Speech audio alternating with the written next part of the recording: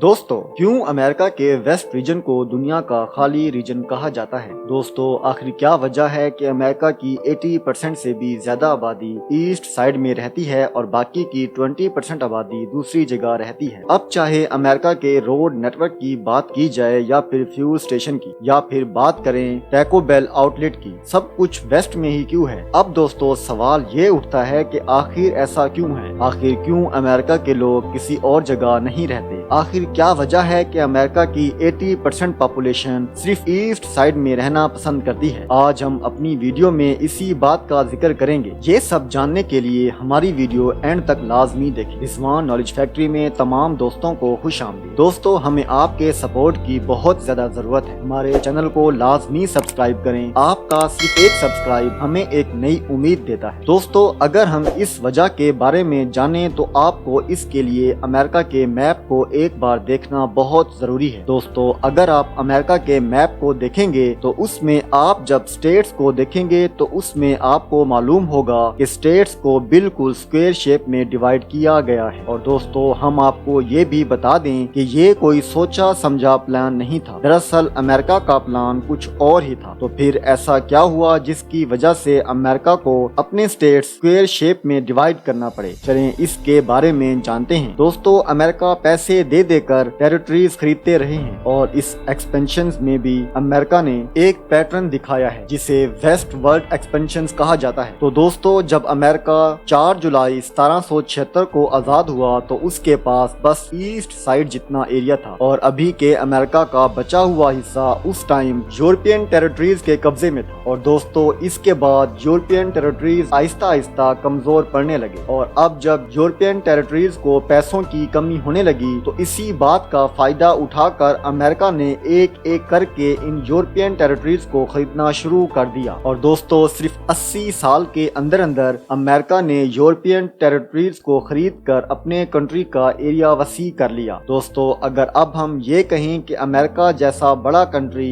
East के छोटे से रीजन से शुरू हुआ था तो कोई भी यकीन नहीं करेगा। और दोस्तों, यही वजह है कि अमेरिका की ज्यादा पॉपुलेशन ईस्ट साइड में रहती है। अमेरिका को इमिग्रेंट्स की वजह से बनाया गया कंट्री माना जाता है, यानी मुहाजिरीन का बनाया हुआ मुल्क, क्योंकि अमेरिका में अमेरिकन नेटिव और अफ्रीकन स्लेव्स के अलावा सब बाहर से आए हुए हैं और बाकी लोग सिर्फ बिजनेस और जॉब्स की वजह से अमेरिका आते हैं। तो दोस्तों, अपने कंट्री यानी यूरोप से नाखुश 30 मिलियन लोग अमेरिका में इमिग्रेंट्स बनकर आए थे और यहाँ आकर अमेरिका के न्यूयॉर्क सिटी में आकर सेटल हो गए। दोस्तों, हमने आपको बताया था कि अमेरिका मुहाजिरीन का बनाया हुआ मुल्क है, लेकिन आखिर ऐसा क्यों? अब यहाँ बात आती है दूसरे कंट्रीज की कमजोरी की। दोस्तों, ये बात तो सब जानते हैं कि अमेरिका आईटी, बिजनेस डेवलपमेंट और लॉजिस्टिक्स जैसी चीजों की वजह से पूरी दुनिया में लीड करता है। और दोस्तों, यही एक सबसे बड़ी वजह है कि पूरी दुनिया के दूसरे कंट्रीज से लोग यहाँ आकर सेटल हो रहे हैं और इसी वजह से अमेरिका के ईस्ट साइड में ज्यादा रिवोल्यूशन और इंडस्ट्रीज डेवलप हुई और यही वजह है कि अमेरिका का ईस्ट साइड बाकी स्टेट से ज्यादा डेवलप्ड हुआ और यहाँ की पॉपुलेशन भी बढ़ती गई। दोस्तों, अगर हम अमेरिका की पूरी हिस्ट्री देखें तो वो है अमेरिका का यूनिक लैंडस्केप फीचर। दोस्तों, अगर हम अमेरिका के ईस्ट और वेस्ट पार्ट को देखें तो दोनों के दरमियान आपको एक लाइन मिलेगी जिसको अमेरिका की क्लाइमेट बाउंड्री कहा जाता है। दोस्तों, अगर आप अमेरिका के ईस्ट साइड से अमेरिका के वेस्ट साइड की तरफ ट्रेवल करते हैं तो आपको अमेरिका के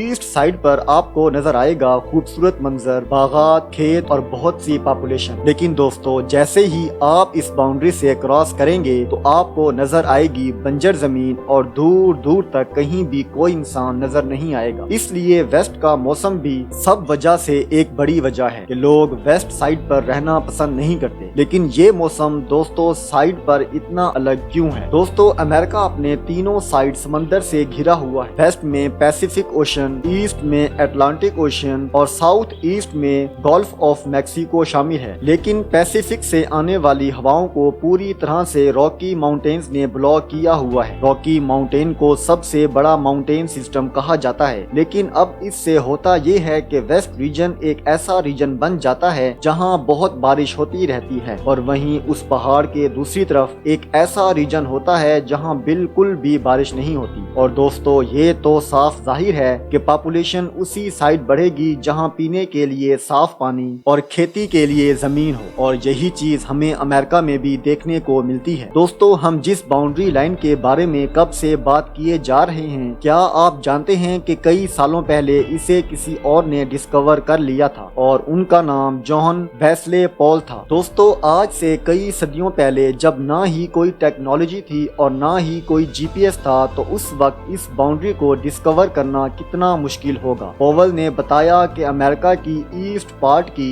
جیوگرافیکل فیچر امریکہ کے ویسٹ پارٹ کی جیوگرافیکل سے کافی ڈیفرنٹ ہے۔ انہوں نے بتایا کہ نہ تو ادھر پانی ہے اور نہ ہی رہنے کے لیے کوئی خاص جگہ۔ انہوں نے پریڈکٹ کیا تھا کہ فیوچر میں یہاں فریش واٹر کو لے کر کافی پریشانی ہوگی، اس لیے انہوں نے امریکہ کو الگ طریقے سے اپنے اسٹیٹس بنانے کو کہا، اور تبھی کہ امریکہ کے پریزیڈنٹ تھامس جیفرسن برابری کو بہت زیادہ مانتے تھے، اس لیے وہ چاہتے تھے کہ امریکہ کا ہر اسٹیٹ ایکول ہو، اس لیے انہوں نے پاول کا آئیڈیا ریجیکٹ کر دیا۔ اور اگر ہم ابھی کی امریکہ کی سچویشن دیکھیں تو یہ کہنا غلط نہیں ہوگا کہ جوہن کے آئیڈیا کو ریجیکٹ کرنے کی آج امریکہ کافی بھاری قیمت چکا رہا ہے۔ دوستو، آپ کو ہم بتاتے ہیں کہ 2000 کے بعد سے امریکہ 1200 سال کے اپنے سب سے برے حالات سے گزر رہا ہے، اور دوستو یہ خشک سالی پچھلے 23 سال سے ختم ہونے کا نام نہیں لے رہی۔ امریکہ کا ایریزونا، کیلیفورنیا اور نیواڈا میں مینڈیٹری واٹر کٹس لگا دیے گئے ہیں۔ دوستو، صرف اتنا ہی نہیں، کولوراڈو کو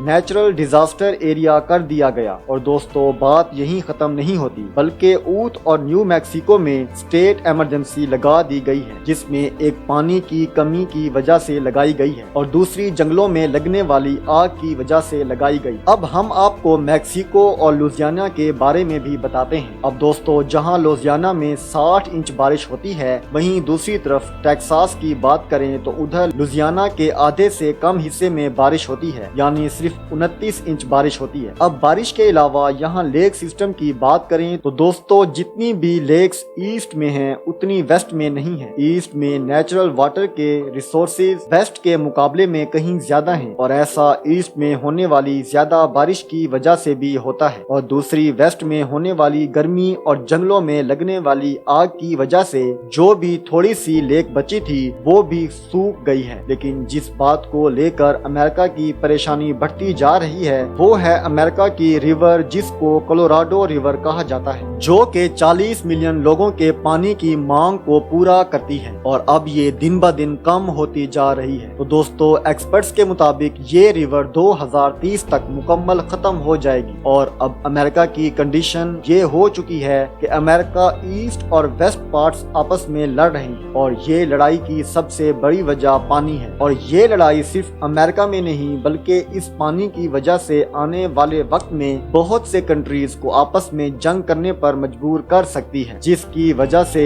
ورلڈ وار 3 بھی ہو سکتی ہے۔ آپ کو ہماری یہ ویڈیو کیسی لگی کمنٹ میں ضرور بتائیں، اور آپ کس کنٹری اور کس سٹی سے ہماری یہ ویڈیو دیکھ رہے ہیں اس بات کا ذکر کمنٹ میں ضرور کیجیے گا۔ ہمارے چینل کو لازمی سبسکرائب کریں، ہمیں اپنی دعاؤں میں لازمی یاد رکھیں اور اپنا بے حد خیال رکھیں۔ شکریہ، اللہ حافظ۔